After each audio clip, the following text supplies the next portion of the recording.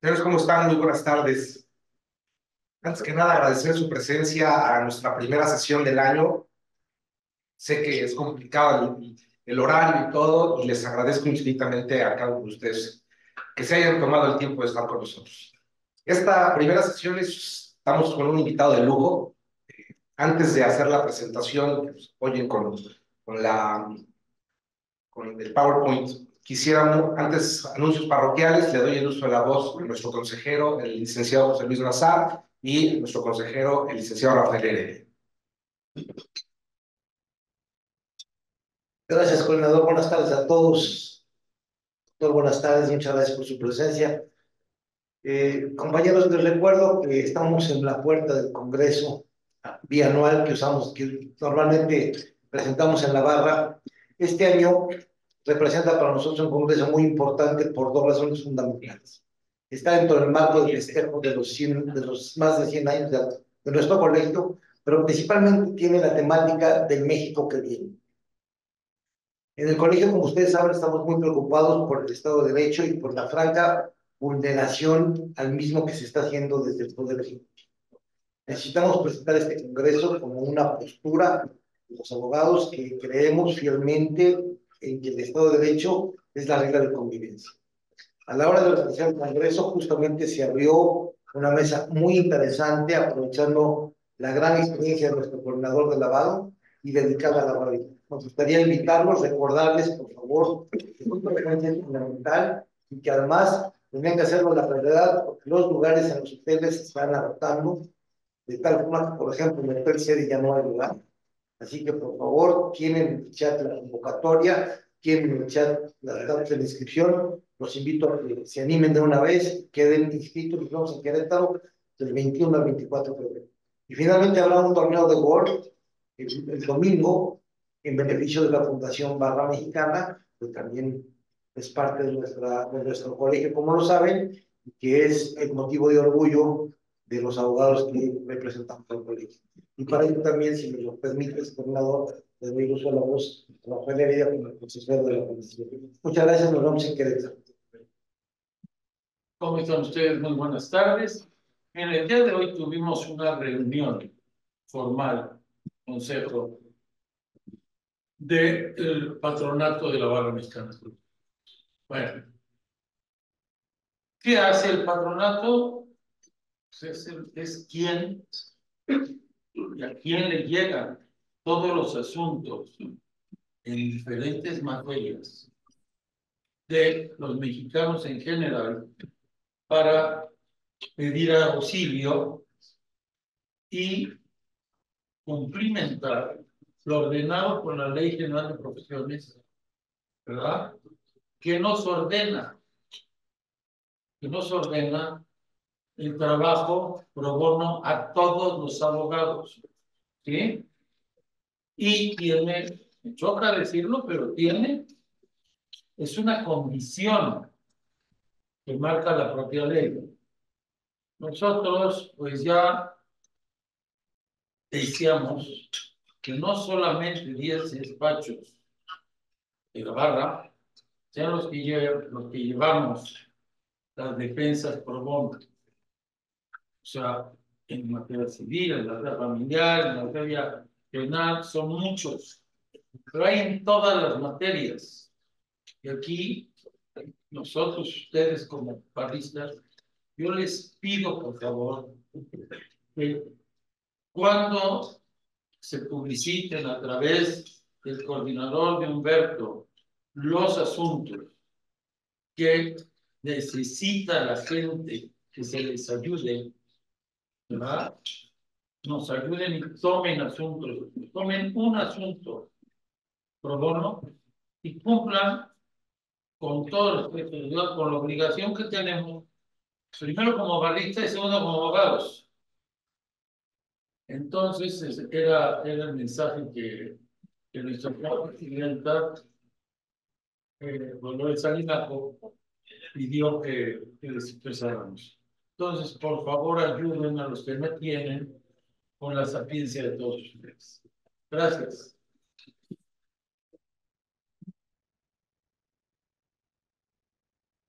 en torno a esto, recordando las palabras de querido amigo José Luis Nazar, que no basta ser un buen abogado, hay que ser un abogado bueno. Nos esperamos entonces en el Congreso en Querétaro y les pediríamos apoyo a los que estén interesados en hacer servicio pro bono.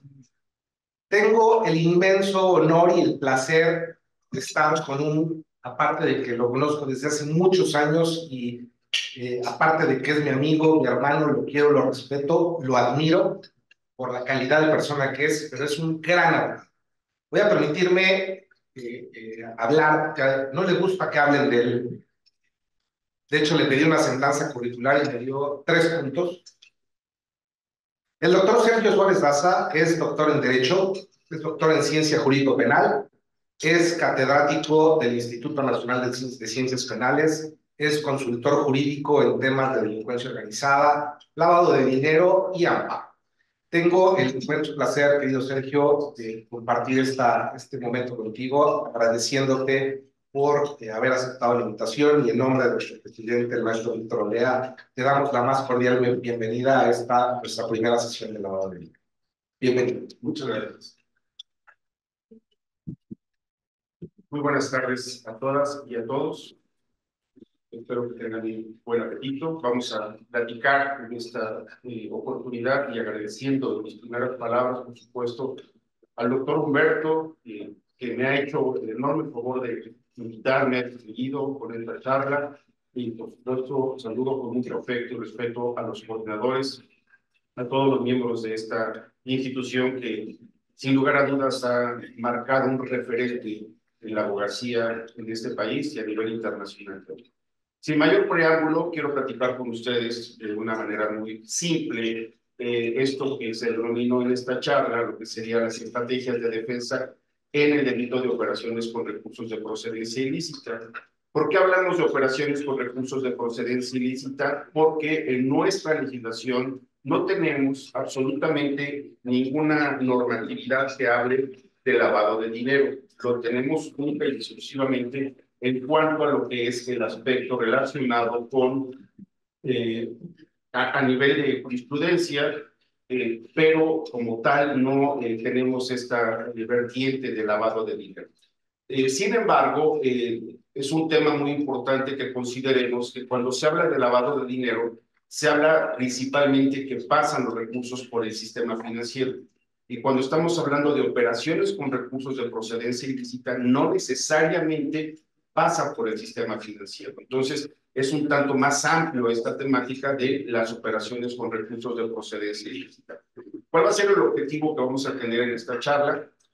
Vamos a analizar estrategias de defensa en el delito de operaciones con recursos de procedencia ilícita, pero desde la perspectiva exclusivamente sustantiva. Podríamos hablar de una estrategia de carácter procesal, evidentemente, dependiendo de cada etapa del proceso en el cual nos encontremos, pero nos vamos a ceñir en esta ocasión exclusivamente a la parte sustantiva. Para tal efecto, tenemos que considerar el proceso eminentemente es un juego de actores. La gente del Ministerio Público, la Fiscalía, son las fichas blancas, son los que abren precisamente el juego, y por supuesto la defensa tendrá que estar muy atento a lo que va desarrollando o lo que va planteando el propio agente del Ministerio Público, para que de esta manera pueda ir estableciendo cuál es la dinámica de su juego. Bien sabemos que el procedimiento penal, de acuerdo al artículo 211 del Código Nacional de Procedimientos Penales, se integra con la investigación, la cual tiene dos vertientes: la investigación inicial, la investigación complementaria, la etapa intermedia y la etapa de juicio. Cada una de estas fases tiene sus propias estrategias, repito, pero nos vamos a manejar exclusivamente a lo que constriñe a la parte sustantiva. Surge con el proceso acusatorio algo que se denomina teoría del caso. La verdad es que ni es teoría ni viene al caso. La verdad de las cosas es que la teoría, como bien sabemos, es un término que es propio de la ciencia, que va generando definiciones, va generando conceptos, y en el caso de lo que es la teoría del caso, bueno, se le ha denominado de esta forma, incluso la Corte ha señalado o hace la referencia diciendo que es aquello que la doctrina ha señalado como teoría del caso, pero no da una definición como tal. En todo caso, yo propongo el término hipótesis del caso. Y la razón es por la siguiente. Cuando estamos iniciando una investigación, cuando la gente del Ministerio Público inicia una investigación, tiene una serie de líneas que les van a servir para poder indagar sobre el hecho que pretende imputar en su momento y, por supuesto, después acusar. A esto le denominamos hipótesis. ¿Por qué hipótesis? Porque la palabra hipótesis se integra de dos apartados, lo que es hipo, que significa por debajo, y tesis, que significa postura o posición. Entonces, cuando iniciamos una investigación, siempre iniciamos con hipótesis. Y una investigación tiene que darse siempre de dos formas. Tiene que llevarse a cabo una hipótesis general y una hipótesis de carácter nula. Si nosotros observamos, por ejemplo, el artículo 127 del Código Nacional de Procedimientos Penales, nos dice que quien tiene la obligación de demostrar o no la existencia del delito es precisamente el agente del Ministerio Público. Y si lo correlacionamos con el artículo 129, nos dice que la investigación tiene que ser eminentemente objetiva, es decir, atender a los elementos de cargo y de descargo.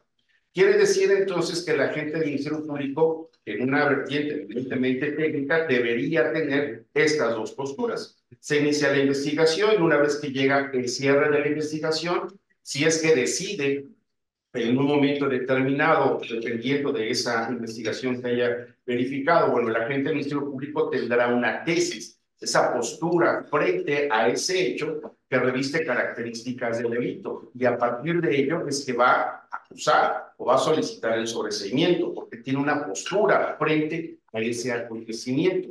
Esa tesis es la que va a defender precisamente en la etapa de juicio, si es que acusa. Pero bueno, no vamos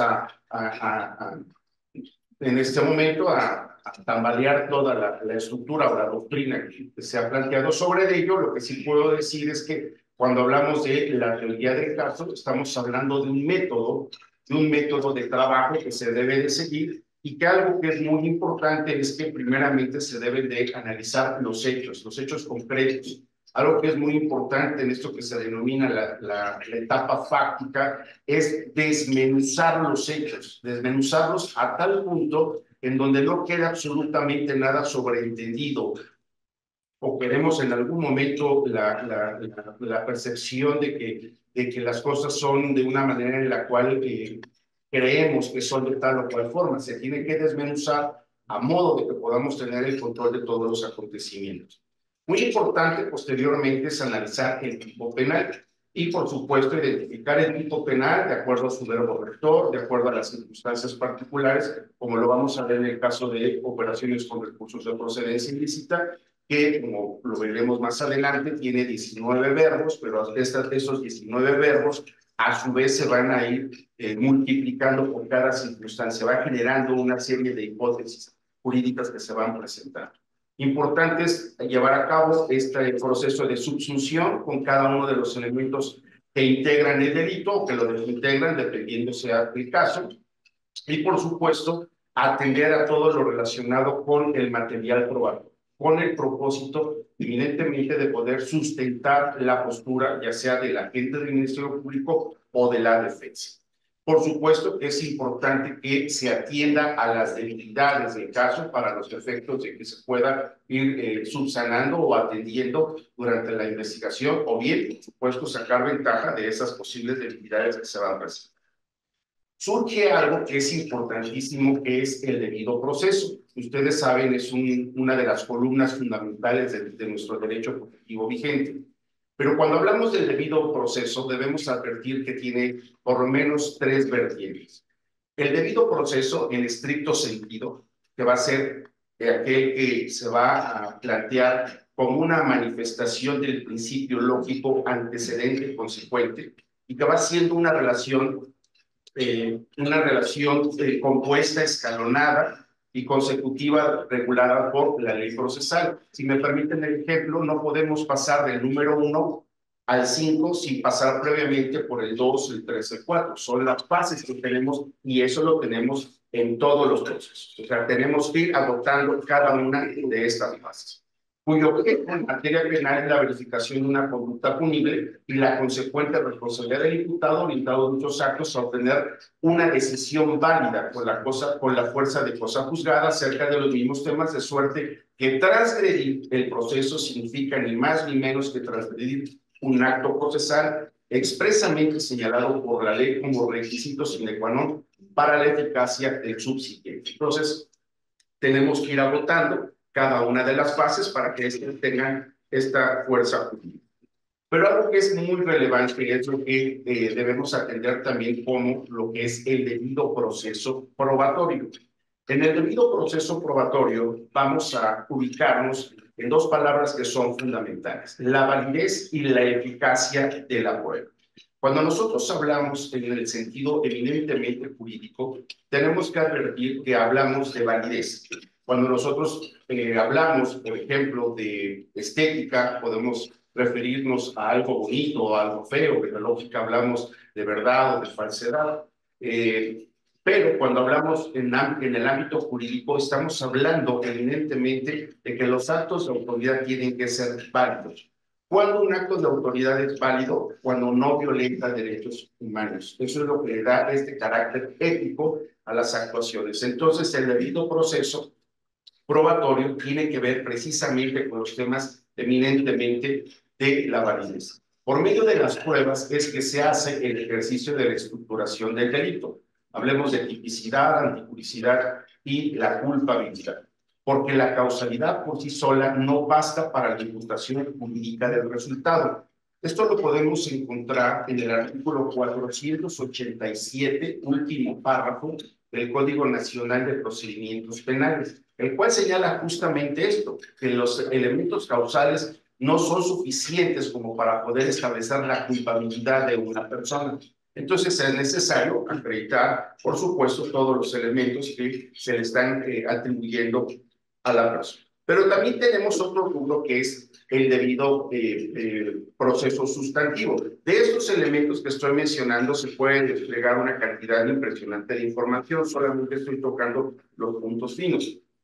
Cuando nosotros en materia penal hablamos del proceso sustantivo, nos estamos refiriendo específicamente a la tipicidad, Y esto lo podemos encontrar precisamente en varias tesis en donde se nos hace referencia, por ejemplo, aquí el principio de legalidad, el principio de legalidad penal en su vertiente de taxatividad. Quiere decir entonces que cuando en un momento determinado el agente del Ministerio Público está llevando a cabo una investigación y no logra ajustar esa conducta del tipo penal, se está violentando precisamente este debido proceso en su vertiente de legalidad. Y eso, por supuesto, es una situación que justo es lo que vamos a estar tratando a continuación. Ahora, cuando hablamos de la estructura del delito, para los efectos de lo que pretendo desarrollar y platicar con ustedes, sí es muy importante que tengamos en consideración la estructura del delito. Aquí quiero hacer una acotación. En muchas ocasiones se habla de la teoría del delito. Y la teoría del delito no es una, son varias teorías del delito.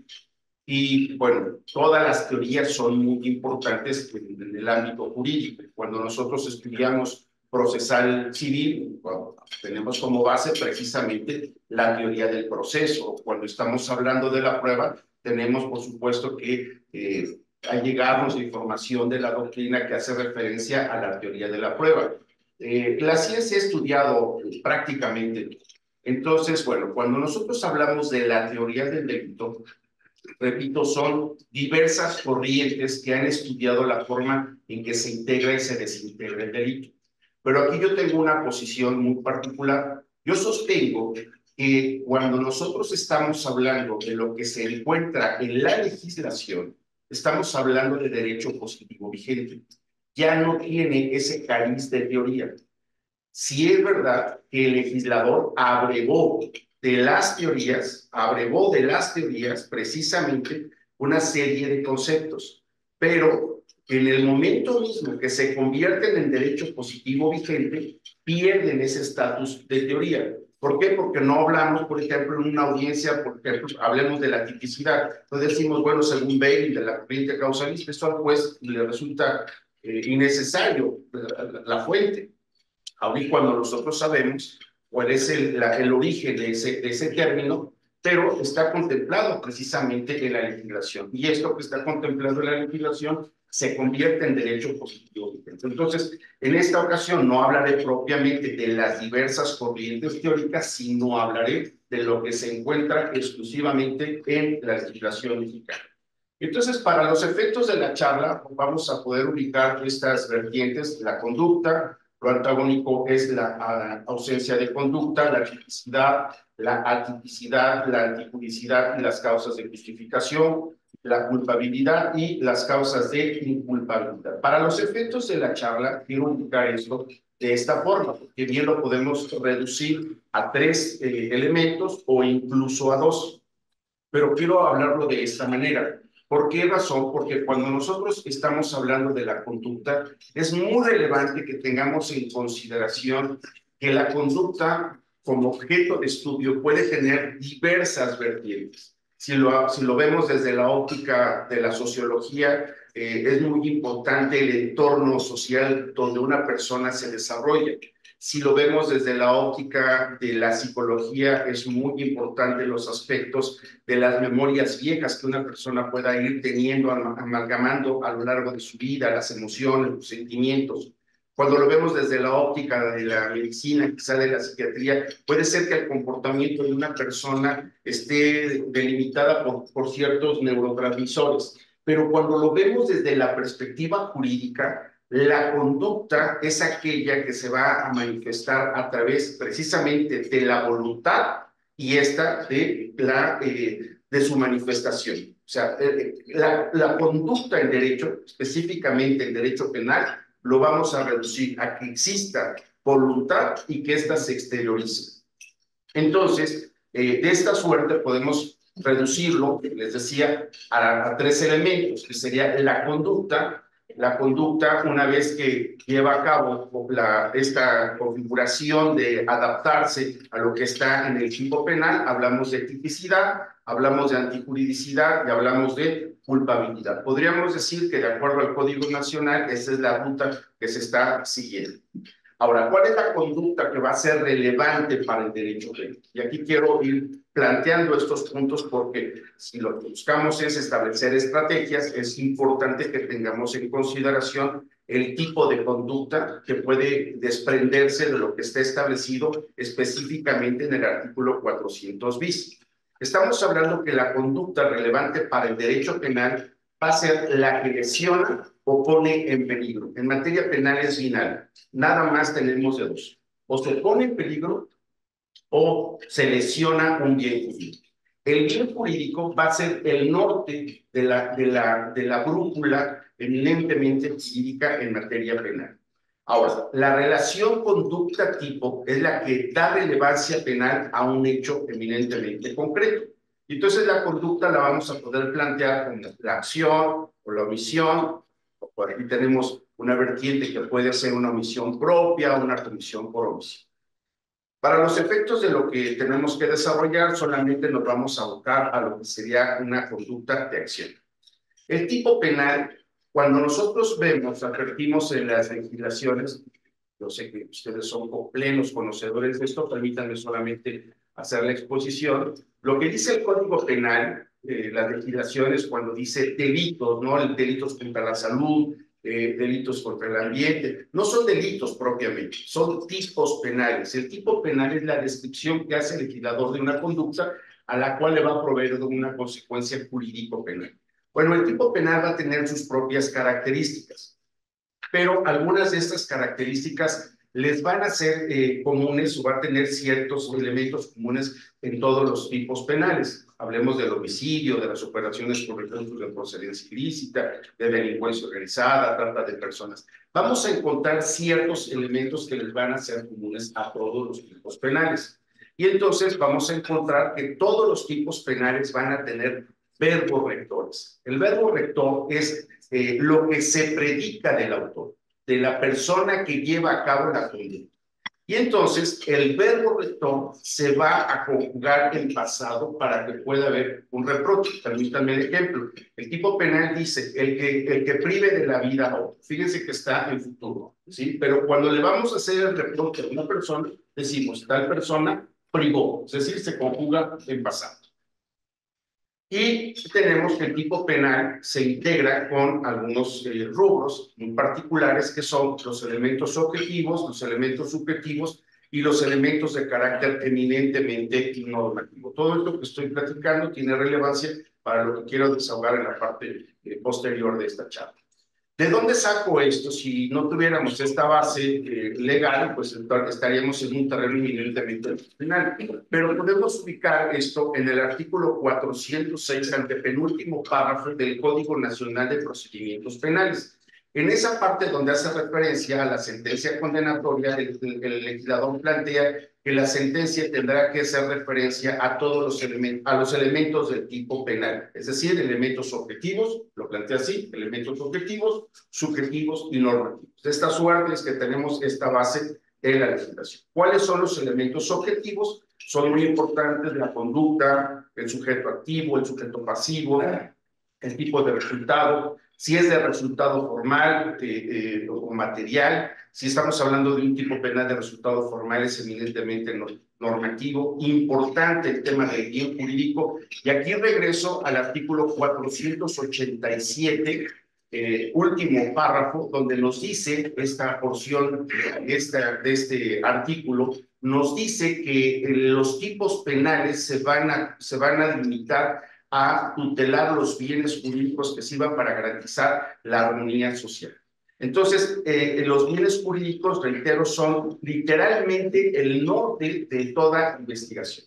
Si en un momento determinado no se logra por parte de la gente del Ministerio Público argumentar de una manera adecuada el tema del bien jurídico, entonces vamos a tener un serio problema. El problema es, por ejemplo, que lo que planteaba al inicio, que normalmente se ubica que el tipo penal de operaciones con recursos de procedencia ilícita tiene como finalidad el tema de afectar o dañar el sistema financiero. Si esto fuera de esta manera, estaría el agente del Ministerio Público en un verdadero problema, que entonces estaríamos hablando que es un tipo penal eminentemente de resultado material. Y toda su argumentación sería eminentemente falaz. Por supuesto, el nexo, no siempre tendremos que hablar de un nexo causal. Podemos hablar de nexos de carácter normativo, dependiendo también de si estamos ante un tipo penal, un delito de carácter culposo, tiene otra vertiente, pero hablemos de nexos. La calificación de los sujetos, activos, pasivos, analizando el número, la calidad, las formas de intervención. Aquí es fundamental si estamos hablando de autor directo, de coautor, estamos hablando de un autor mediato, por supuesto de los partícipes. No todos los tipos penales admiten la participación, o sea, no todos los tipos penales. En el caso específico de operaciones con recursos de procedencia ilícita, el autor es autor directo.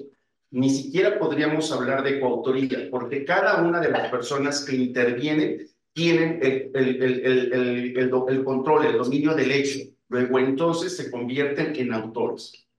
Por supuesto, los medios utilizados o las formas, las circunstancias del lugar, tiempo, modo, ocasión, la obligación jurídico-penal en los delitos de omisión.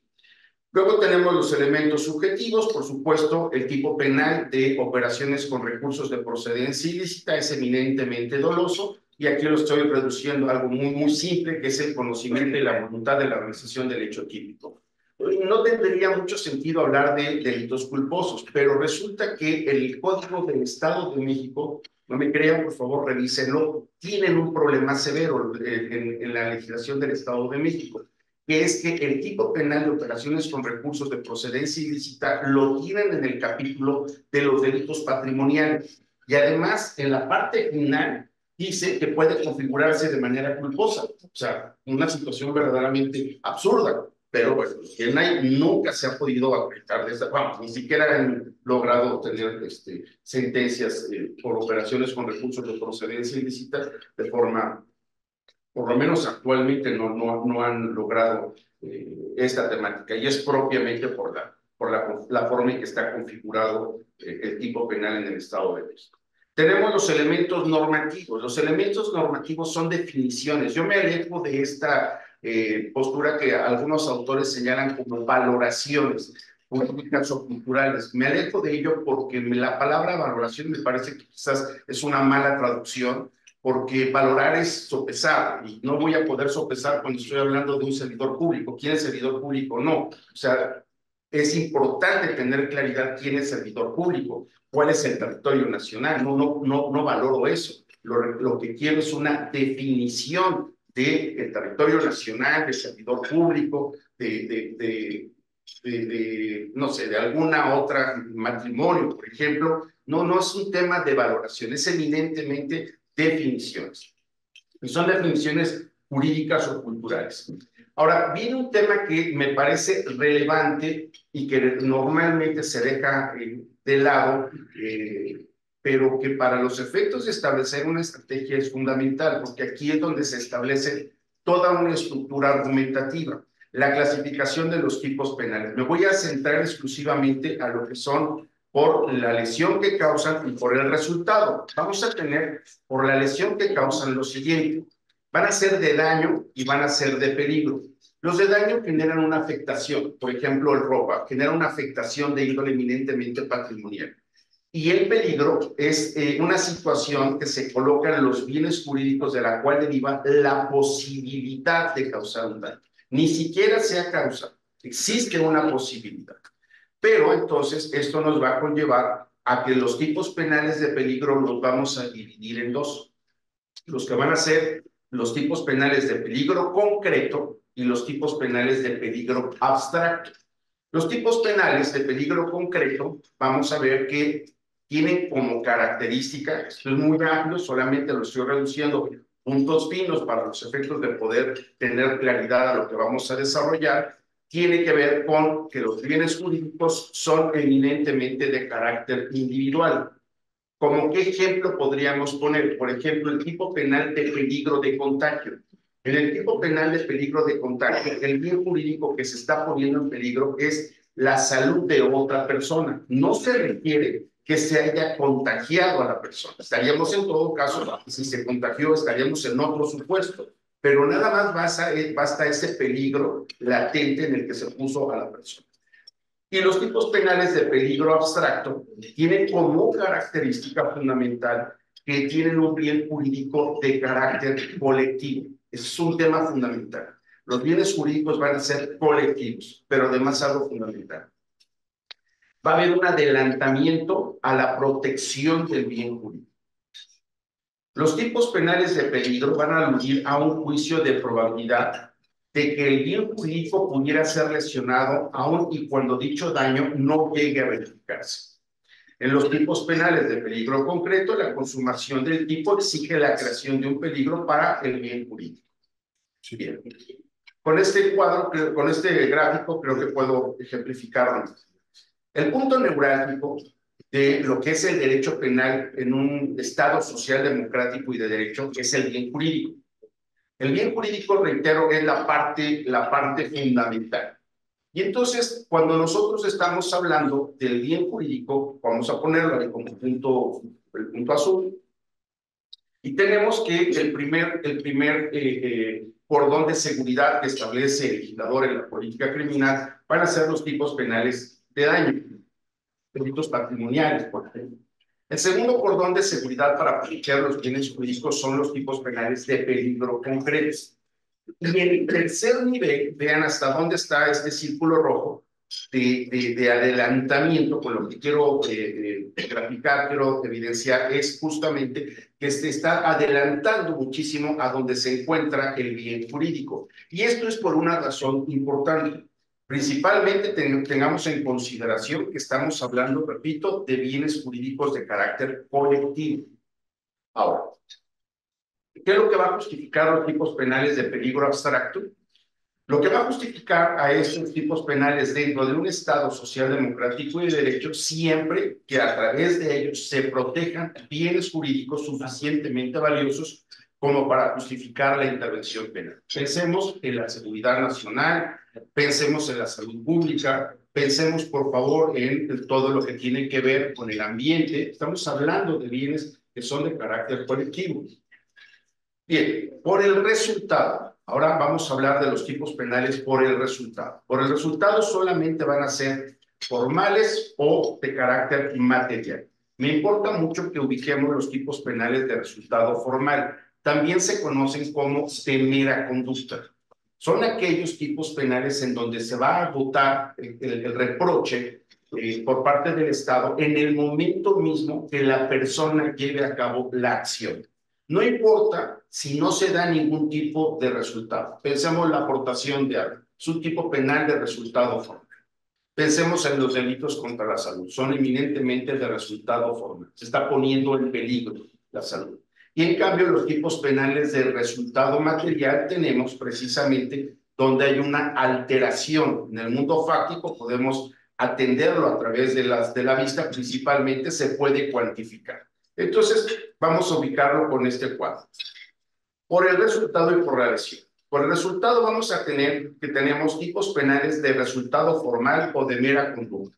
Todos los tipos penales de resultado formal son de peligro, ya sea de peligro concreto o de peligro abstracto. Todos. En cambio, en los tipos penales de resultado material, siempre van a ser de daño. O sea, esa es la temática.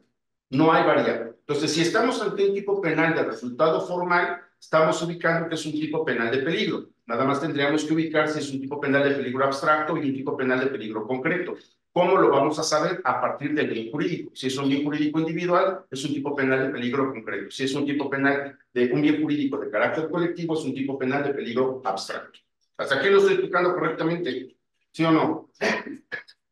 Ahora vamos entonces, ahora sí, con base en esto que acabo de platicar, lo que sería el tipo penal de operaciones con recursos de procedencia ilícita. Ustedes saben la historia, ya seguramente se las han platicado, que originalmente esto estuvo en el artículo 115 bis del Código Fiscal de la Federación, que en su momento el GAFI hizo observaciones al respecto, diciendo que no era un tema relacionado con la materia fiscal, que era un tema eminentemente que tenía que ser atendido con otra vertiente. El tema de las operaciones con recursos de procedencia ilícita no deviene exclusivamente del GAFI, también lo podemos ubicar en el artículo 6 de la Convención de Palermo, donde nos habla de blanqueo de dinero y, por supuesto, en diversos instrumentos internacionales.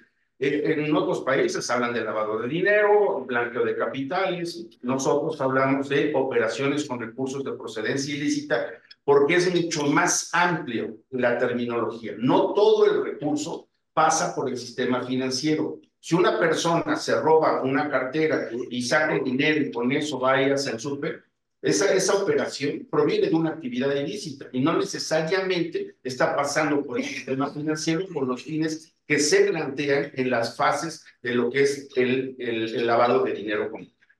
Pero bueno, vamos a ver aquí. Nos dice, se impondrá de 5 a 15 años de prisión, de 1.000 a 5.000 días multa al que por sí. Importante. Fíjense que es una de las cuestiones muy interesantes cuando analizamos los tipos penales, porque pocas veces vamos a encontrar esta redacción cuando nos dice por sí o por interpósita persona. O sea, no es una cuestión frecuente en la legislación que encontremos este tipo de redacción. Cuando estamos hablando por sí, estamos hablando de que la persona lo lleva a cabo, autor directo. Pero ¿qué pasa cuando lo está llevando por interpósita persona? Lo está haciendo a través de otro. ¿Este otro tendría alguna responsabilidad penal? Ahora lo platicamos.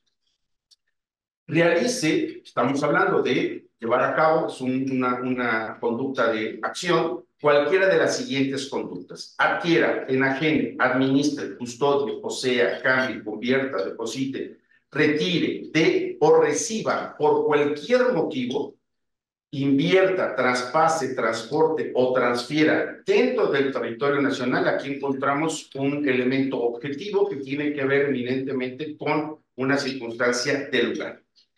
De este hacia el extranjero, igual estamos hablando de elementos de carácter normativo que debo de entender por extranjero, a la inversa, recursos, derechos o bienes de cualquier naturaleza. cuando tenga conocimiento. Aquí estamos hablando de un elemento eminentemente de carácter subjetivo específico, es decir, es un tipo penal que de acuerdo a la legislación o al legislador lo que está buscando es reafirmar ese carácter eminentemente de índole doloso. No puede ser de forma culposa. De que procedan o representan el producto de una actividad ilícita. Importante porque ¿qué debamos de considerar por actividad ilícita? La propia legislación nos lo señala párrafos más adelante. Luego viene la segunda fracción, oculte, encubra o pretenda ocultar o pretenda encubrir. La naturaleza, origen, ubicación, destino, movimiento, propiedad o titularidad de recursos, derechos o bienes. Cuando tenga conocimiento, otra vez estamos con un elemento evidentemente de carácter subjetivo específico, de que proceden o representan el producto de una actividad ilícita.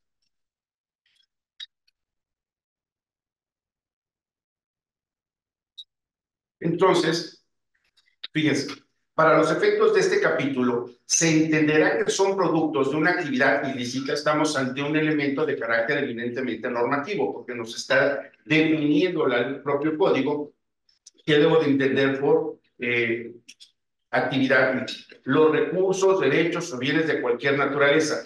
Cuando existan indicios fundados o certezas de que provienen directa o indirectamente o representan las garantías derivadas de la comisión de algún delito y no puede acreditarse su legítima procedencia.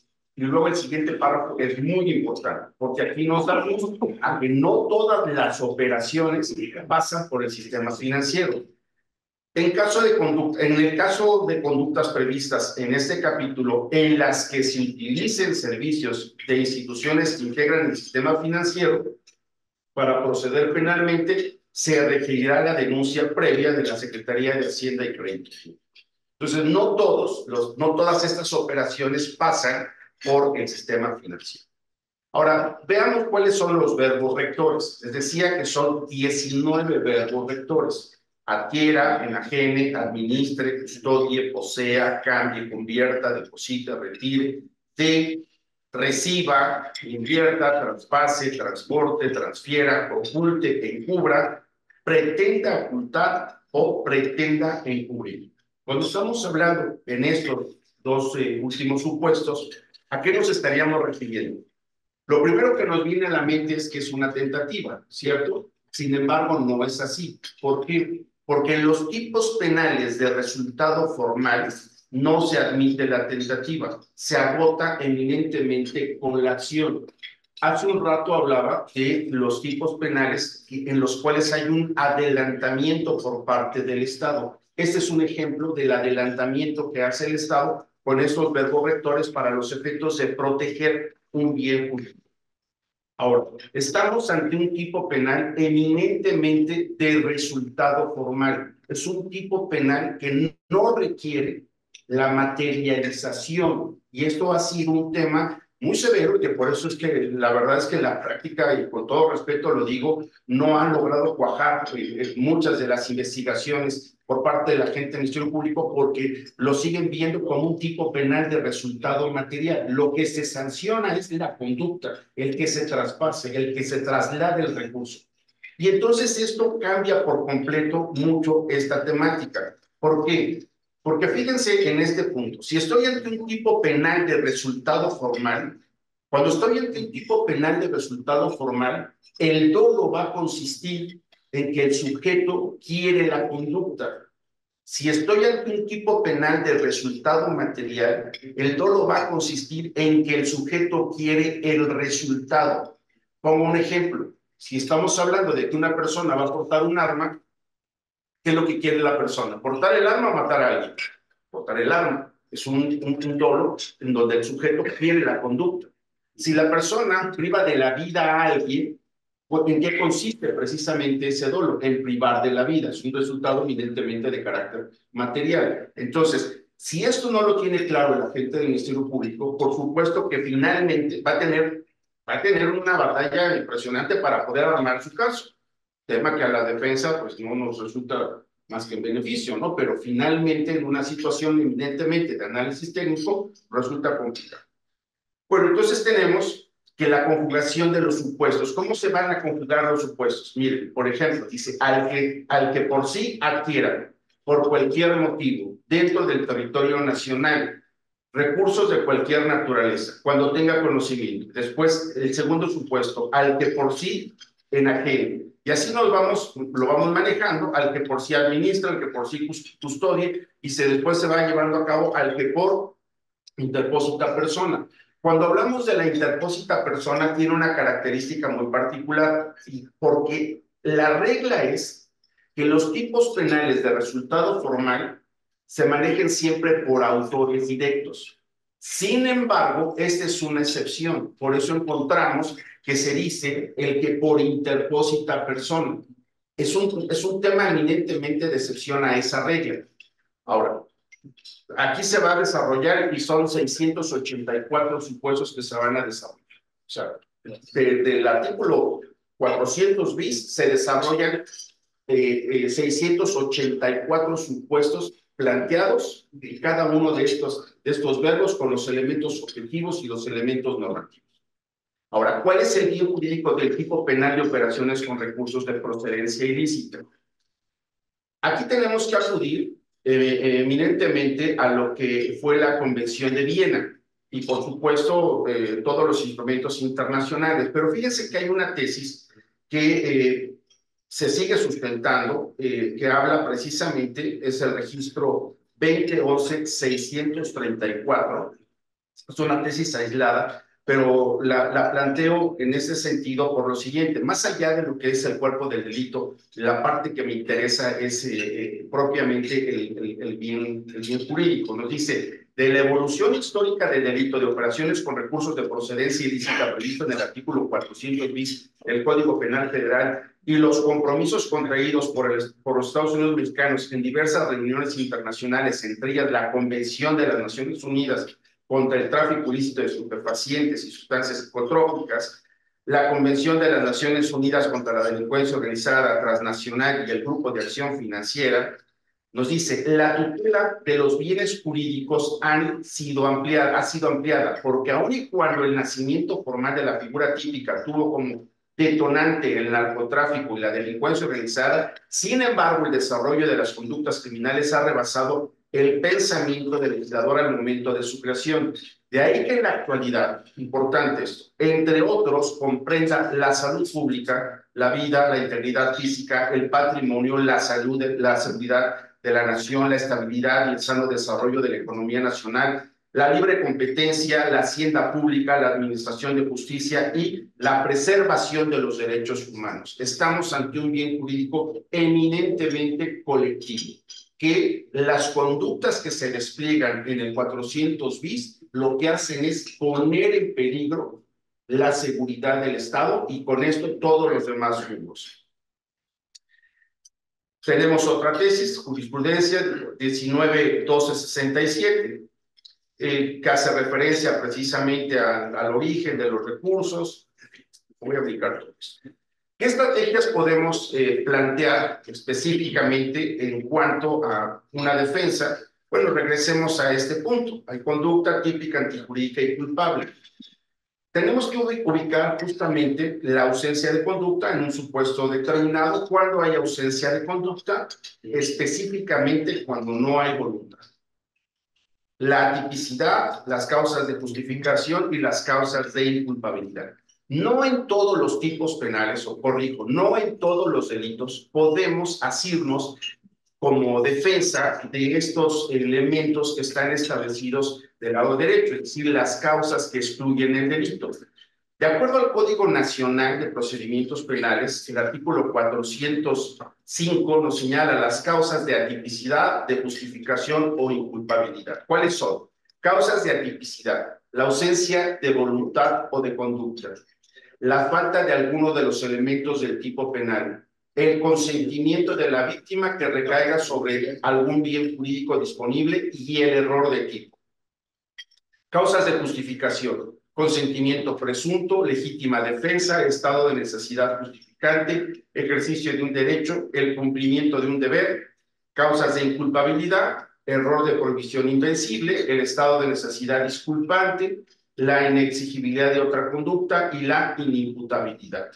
De acuerdo al artículo 15, tenemos la misma estructura, nada más que desafortunadamente en el artículo 15 no lo tenemos ubicado con los elementos. Vamos a la fracción 1, sería la ausencia de conducta, la fracción 2 es una causa de atipicidad, la fracción 3, causas de atipicidad y también causas de justificación, la fracción 4 hace referencias a causas de justificación, la 5, causas de justificación y causas de inculpabilidad, las 6, causas de justificación, las 7, causas de inculpabilidad, las acciones libres en su causa, y bien importante va a ser la fracción 8, causas de atipicidad, que será el error de tipo. El inciso A hace referencia al error de tipo.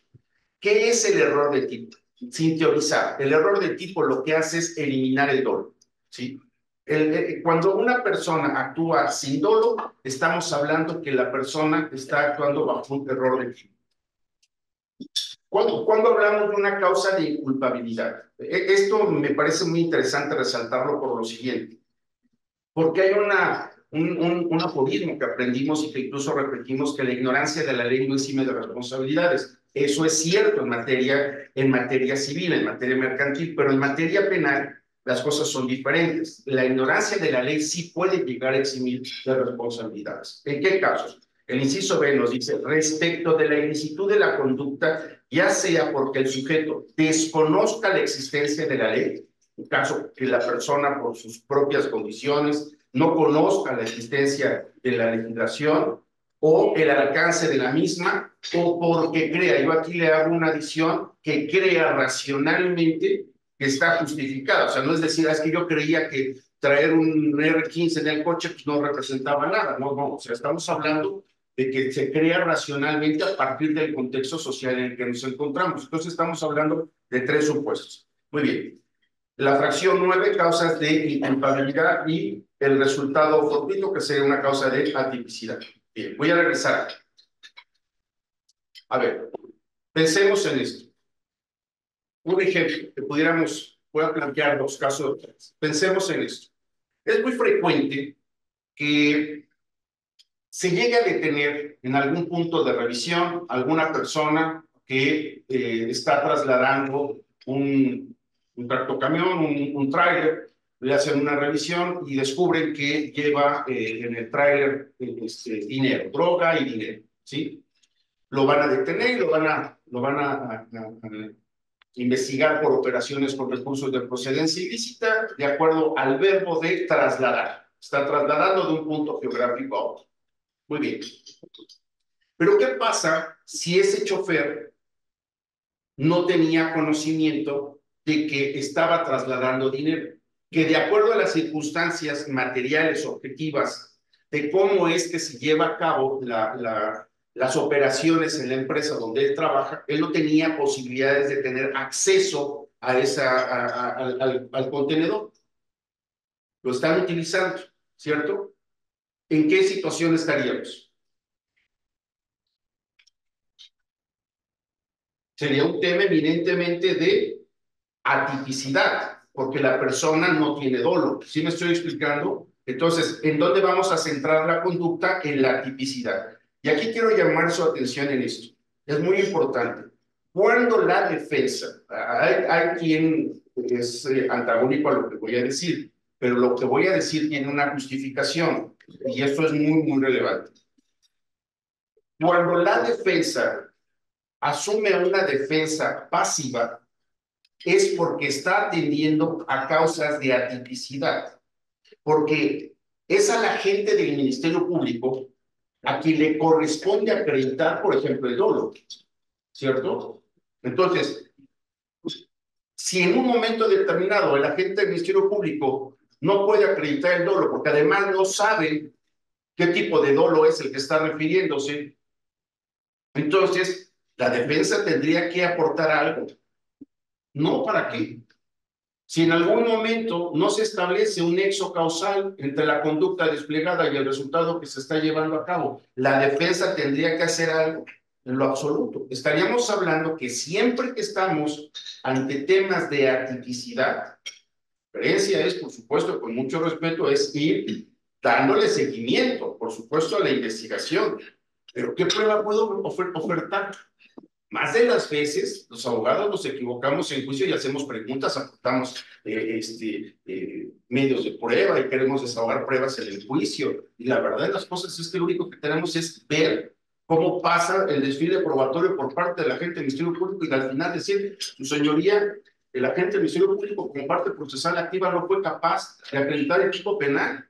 Ni siquiera entonces tengo que atender a un tema de una causa de justificación o una causa de inculpabilidad. Tiene que ser una, no pueden ser dos. No puedo decir, por ejemplo, lo escuchaba en una audiencia recientemente, que la defensa, yo lo escuchaba y dije, muy bien, el planteamiento, decía, le estaban atribuyendo que la persona era servidora pública.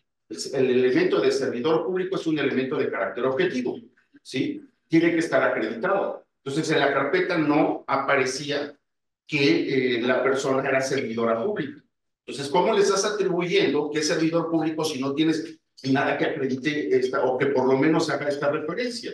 Y entonces la defensa dice, no se cumple con un elemento eminentemente del tipo penal, que es la calidad del sujeto activo, que requiere ser servidor público. Y si esto no es así, en todo caso, él actúa en una obediencia jerárquica. Madre mía, ya fastidió el argumento. Esto no puede ser porque es un tema eminentemente binal. Aquí aplicamos los principios de lógica, o eso no es. Si no hay tipicidad, no puedo pasar a la siguiente fase. Entonces tengo que basarme precisamente en este punto. Cosa distinta cuando voy a plantear una causa de justificación. Ahí sí, pero a ver, en operaciones con recursos de procedencia ilícita, ¿ustedes consideran que pudiéramos hablar de una causa de justificación, por ejemplo, del consentimiento presunto, ¿no? O una legítima defensa? Un estado de necesidad justificante, es decir, sacrificar a un bien jurídico menor para salvaguardar otro de mayor jerarquía. El ejercicio de un derecho, tampoco. El cumplimiento de un deber podría darse en un supuesto nada más. ¿Cuál sería? Que sea un agente infiltrado en términos de la Ley Federal contra la Delincuencia Organizada, única y exclusivamente.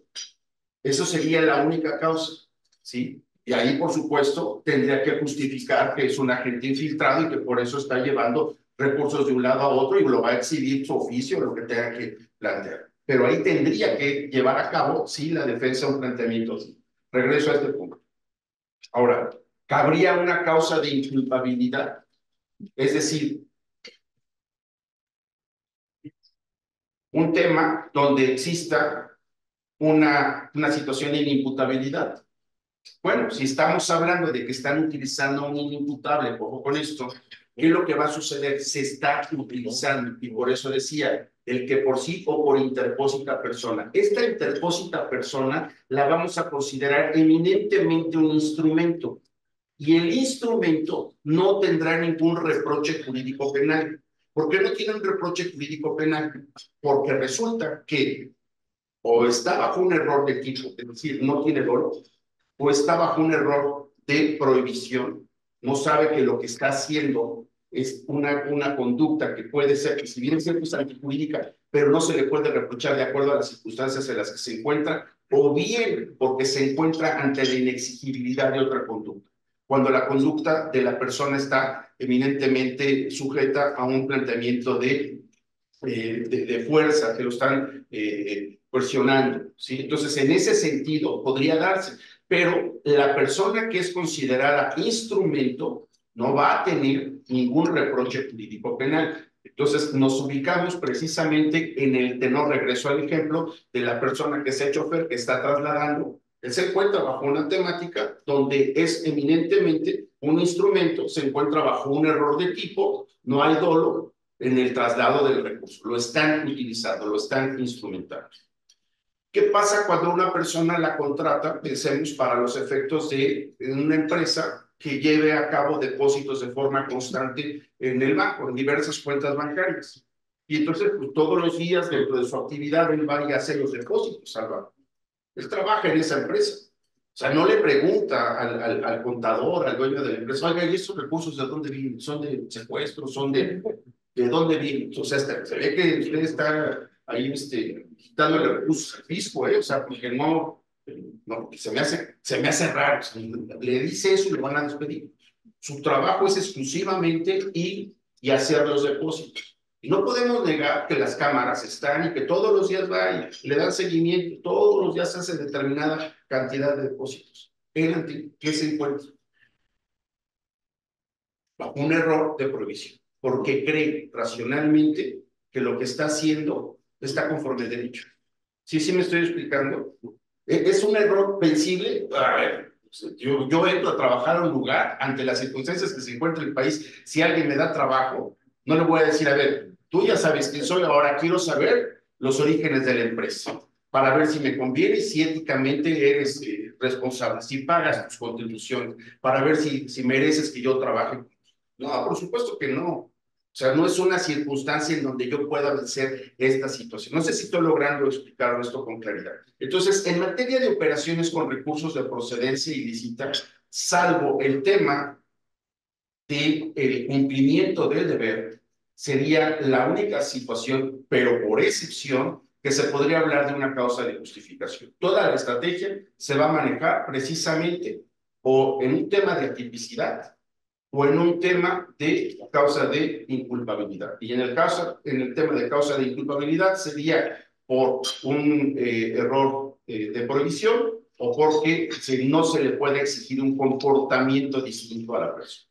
No sé si logré transmitir la idea completa. Muy bien. Salvo su mejor opinión, propongo que pasemos a las preguntas. Señor, si tú consideras muy bien.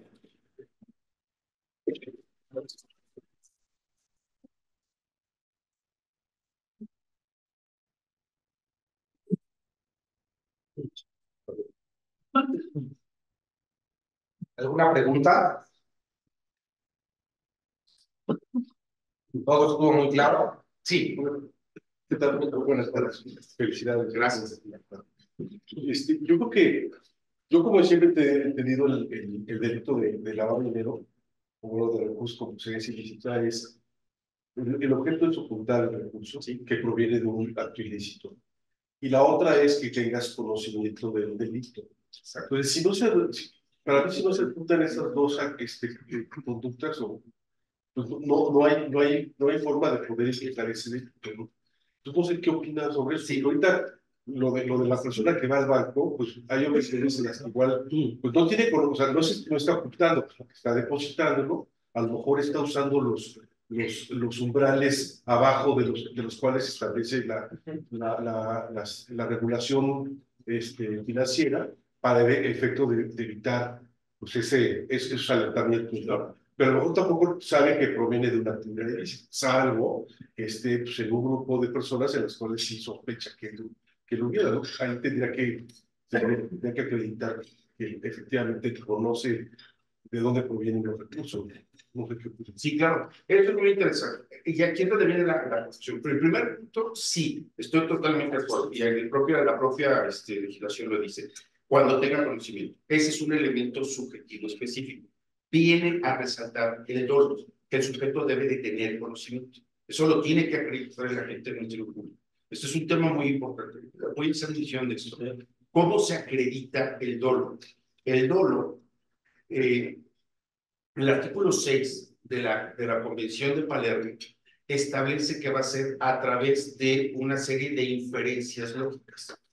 Se habla, hay dos criterios, que no se puede hablar de la prueba, prueba indiciaria o de la prueba circunstanciada, y otra tesis dice que sí se puede.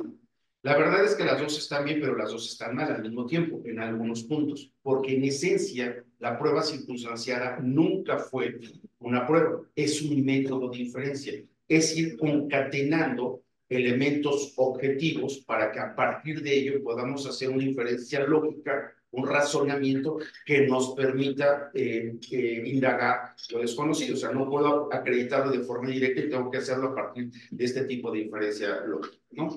Ahora, eso es en cuanto a este elemento de carácter del conocimiento.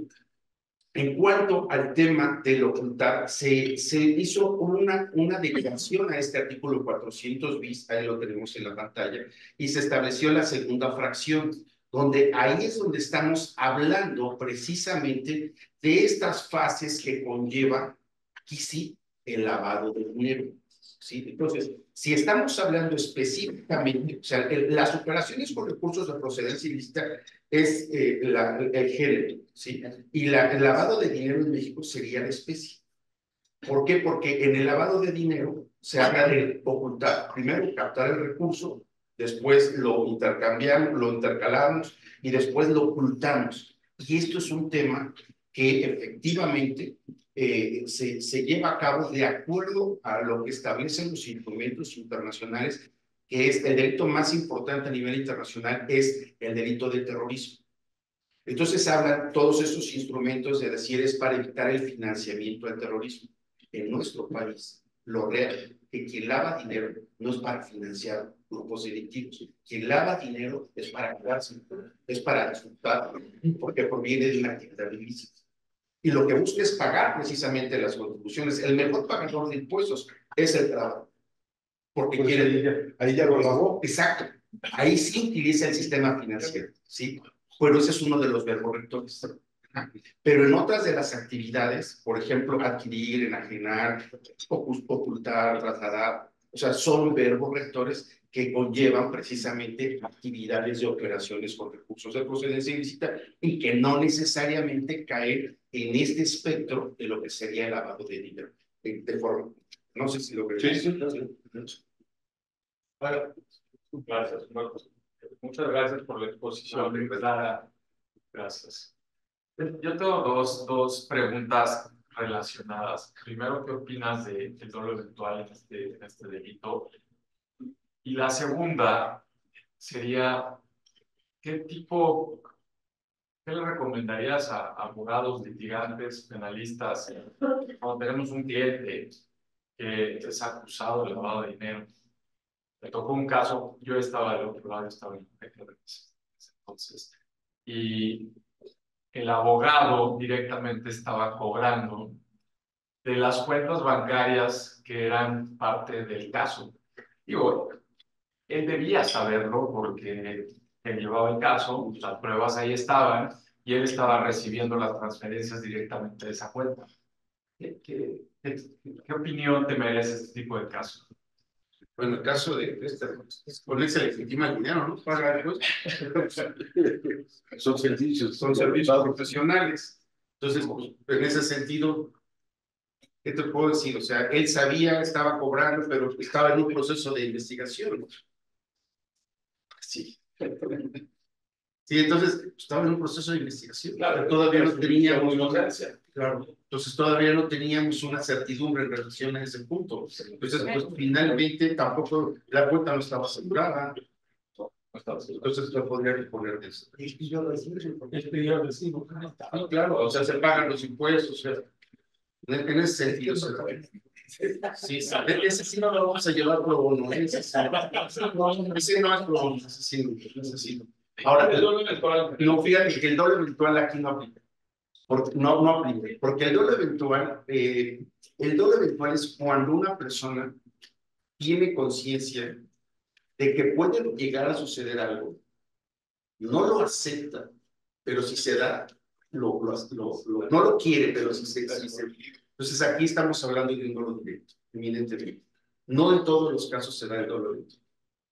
Entonces, en ese sentido, se da el dolo eventual principalmente en delitos de resultado material. Ahí sí, una persona va manejando y no quiere detenerse, sabe que a lo mejor la persona, ni siquiera podríamos decir, porque es una línea muy tenue entre la culpa con representación y el dolo eventual. En la culpa con representación, la persona se representa el posible hecho, no lo quiere y espera que no suceda. Pero en el dolo eventual, la persona se representa el posible resultado, no lo quiere, pero si se da, dice, bueno, pues ya no.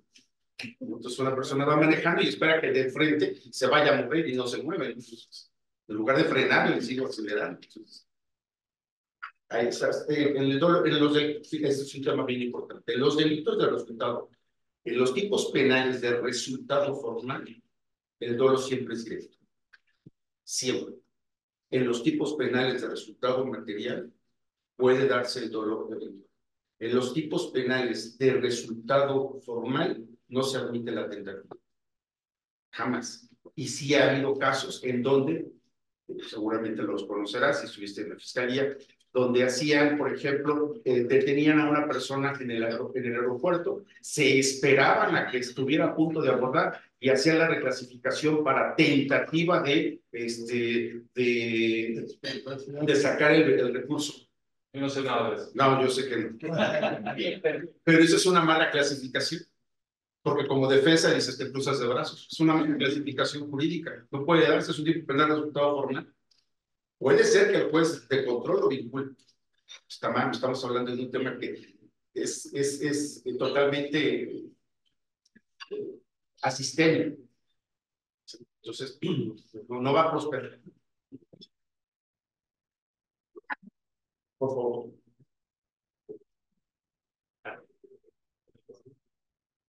Perdón, si te contestaré. Sí, sí, muchas gracias. Bueno, vamos, felicidades, sobre todo por la claridad del contenido. Gracias. Segundo, ahorita que le conteste a Fernando. Dame tu opinión sobre la presunción de ilícito. Ya sé que la Corte dijo que no hay reversión de carga de pruebas. Yo opino lo contrario. Sí, claro. Pero me interesa mucho ver qué opinas. Hay tipos penales. La Corte ya lo señaló precisamente, hace un referente en donde justamente la situación de que se plantea que no porque exista una situación en donde se pueda llegar de manera inmediata a considerar, todos traemos dinero oculto, pensemos en esto, ¿sí? Todos traemos aquí en este momento dinero oculto. No traemos los billetes exhibiendo. Sí, pero el punto es ese indicio, ¿sí? El punto es cómo se argumenta. Si una persona, pensemos qué es lo que sucede en el aeropuerto frecuentemente, lleva esta computadora, pero le sacaron todo el interior y están utilizando para llevar dinero, están desnaturalizando la propia computadora. En todo caso, es alejar de la revisión de la autoridad. Eso genera un indicio. No sé si me explico. Me parece que en ocasiones una persona trae consigo una cantidad de dinero, se le olvida hacer el reporte de que trae más de $10,000 y lo ubican como si fuera operaciones con recursos de procedencia ilícita. Por supuesto que son operaciones con recursos de procedencia ilícita. Ahí estamos hablando de otro tipo penal. Sí, pero finalmente lo clasifican de esta manera. A mí lo que me parece que sí es muy importante es atender en la realidad cómo se van dando los acontecimientos. Por ejemplo, los trailers, lo que coloquialmente se le denomina el clavo, ¿no? Se le denomina el clavo porque va oculto. Entonces, si la persona sabe, si principalmente está dentro de su radio de acción, si sabe que además puede en un momento determinado él manejar la temática del quizás el tablero, no sé, en alguna situación que pueda realmente tener la posibilidad de manipular esa escenografía, pues existe esa presunción de que la persona sí tenía ese conocimiento. Ahora, la presunción de inocencia, no obstante, eso se tiene que desquebrajar. ¿Por qué? Porque aquí viene el punto importante. ¿Cómo acredita el dolo la gente de inocencia? O sea, hay ocasiones, incluso lo veíamos en el sistema tradicional, la gente del Ministerio Público le alcanzaba única y exclusivamente para consignar y replicaba una serie de las actuaciones de la defensa. Y cuando llegaba a la etapa de conclusiones, acusaba prácticamente con todos los elementos. Y si la defensa estaba muy atenta y contestaba las conclusiones, decía su señoría, si hasta este estadio procesal le alcanzó a la gente del Ministerio Público para que se pudiera dictar una autoforma de prisión, es dable entender que no hay tipicidad porque no logró acreditar el elemento superior. Entonces, tiene mucho que ver también cómo va manipulando esas piezas para que verdaderamente pueda cobrar sentido el argumento de la gente del Ministerio Público, o bien aprovechar la defensa precisamente estas vertientes de las porosidades que se dan en los argumentos. En ese sentido, cada caso usted sabe que es totalmente particular, pero sí puedo dar testimonio de que en ocasiones hacen clasificaciones totalmente inadecuadas. Y desafortunadamente sí también encuentran los jueces que se compran esas ideas y dicen es operaciones con recursos de procedencia ilícita, cuando simplemente a la persona se le olvidó reportar que traía determinada cantidad de dinero. Entonces, en ese arreglo. ¿Alguien más? ¿Alguna otra pregunta? Creo que tenemos vía, si podríamos ir checando, tenemos también vía virtual varios asistentes. Adelante. ¿Qué tal? Carlos Melo, muchas felicidades por tu intervención y muy claro todo. Una pequeña duda. Se mencionó al principio que la forma de intervención única del delito de operaciones por recursos de procedencia ilícita era a título de autor material. Autor de sí. No podría existir una coautoría. Entonces, mi duda es, en estos esquemas grandotes de lavado, como sabemos, en sus 3 etapas, que está colocación, estratificación e integración, el delito de lavado, al ser una pluralidad de conductas un poco sofisticadas, existe la intervención de varias personas. Por ejemplo, la colocación se da con diversos depósitos en efectivo que se dan en sucursal bancaria para remitirlos a una empresa que tiene las características de fachada, que es controlada por una diferente persona o diferentes personas. Y de ahí, para tener la finalidad o el final del delito en un beneficiario final. Creo yo, al menos, que el aporte sustancial de cada una de las personas sí podría colocar a los mismos en una forma de intervención a título de coautoría. Al menos esa es mi percepción. No sé qué opinión le merezca a esta idea. Sí, claro. Es atendible el planteamiento que haces. Nada más que tengamos en consideración que de acuerdo al tipo penal, el tipo penal de operaciones con recursos de procedencia ilícita, porque no hay tipo penal de lavado de dinero.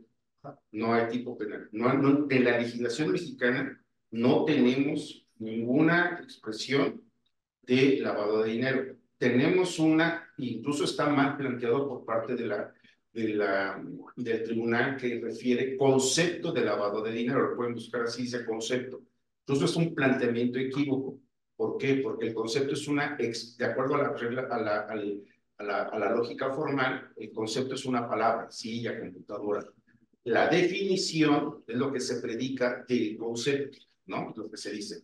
Entonces, si nosotros vemos, por ejemplo, en esta temática, podemos advertir, de acuerdo al tipo penal, que son varias acciones las que se van desarrollando. O sea, uno es el que deposita, otro es el que distribuye, otro es el que administra. Cada uno de ellos, por sí mismo, está teniendo un comportamiento que se está agotando en ese instante. Entonces, cada uno es responsable de esa actuación que se está llevando a cabo. No en todos los tipos penales se admite la coautoría. En la coautoría, por ejemplo, bueno, punto fundamental es el hecho de que pueda en un momento determinado llevarse a cabo. Hay un elemento objetivo y un elemento de carácter subjetivo. El subjetivo es que se pongan de acuerdo para hacer determinada acción. Se plantea más el tema de la coautoría en temas que son relacionados a tipos penales de resultados materiales, donde en cada uno de ellos hay una división funcional del trabajo. ¿Sí? Pensemos en el secuestro, pensemos en el robo. Cada uno de ellos tiene una función particular, con una unidad. Pero en este caso, como es un tipo penal de resultado formal, todos tienen la calidad de autores, porque todos tienen el dominio del hecho. Y se va agotando con cada comportamiento. Sí, sí me estoy explicando. Es como el tema de la delincuencia organizada. El tipo penal de delincuencia organizada, lo primero que nos vendría a la mente, 3 o más personas, ¿sí? Es coautoría, ¿no? Estamos hablando eminentemente de lo que sería un tipo penal igualmente de resultado formal, de peligro abstracto, doloso, en donde cada uno de ellos son autores, porque tienen el dominio del hecho. Incluso ahí se habla de un dolo de pertenencia. ¿Sí? Entonces, por esa razón, lo que va a diferenciar siempre, tengámoslo en consideración, el tema de el tipo, la naturaleza del tipo penal. Si es un tipo penal de resultado formal, todos van a ser autores, salvo este tipo de situaciones particulares donde nos dice que por interpósita persona. Esta interpósita persona es un instrumento y quien lo lleva a cabo es lo que se denomina el hombre de atrás, el que está llevando a cabo la acción. Él no aparece en escenografía, alguien es el que está ejecutando, pero ese alguien que está ejecutando no tiene conciencia, o se encuentra bajo un error de tipo, bajo un error de provisión, o su comportamiento está siendo coaccionado. Y entonces a esa persona no se le va a reprochar jurídicamente. Al que se le va a reprochar es al hombre de atrás, al que está manipulando toda la acción. En ese sentido. Gracias.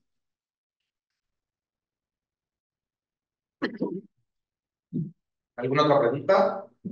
Creo que de capítulos de los estados no tenemos ninguna pregunta.